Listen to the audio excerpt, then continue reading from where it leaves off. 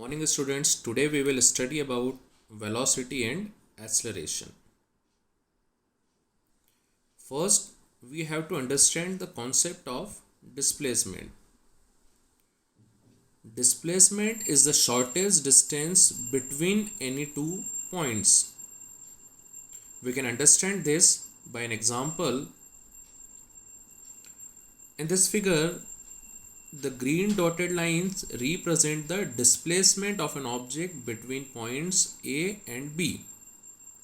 The blue line between A and B represent the distance traveled by the object, but the green dotted line represent the displacement because the displacement is the shortest distance between two points, and the green dotted line represent the shortest distance between A and B. So we say that the displacement of the object is the shortest distance between any two points.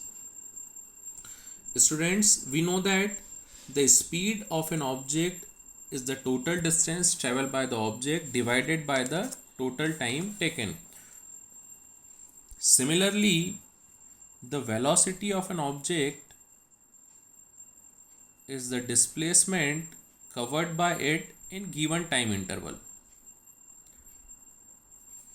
and its SI unit is meter per second, which is similar to the SI unit of speed. The formula of velocity is equal to displacement upon time taken.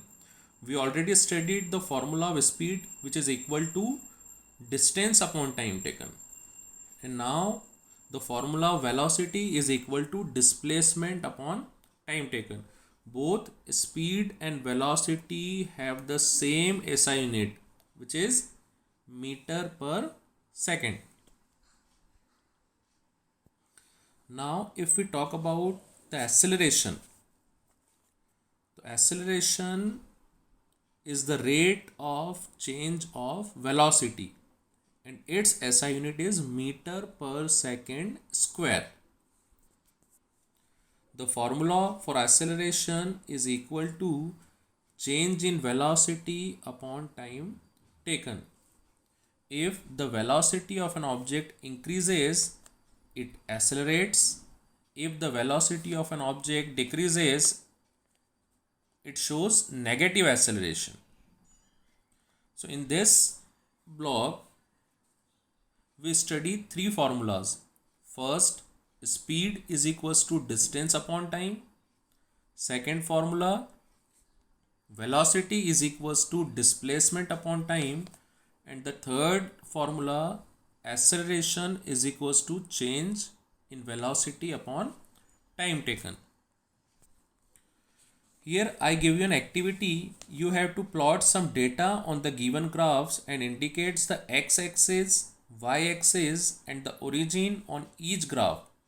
Connect the data points using a ruler to make lines. You can draw this graph either on the graph paper or on any plain paper. Here are some keywords. You just go through it. And this is your homework. You have to write the answer of all these questions in your physics fair copy. Thank you.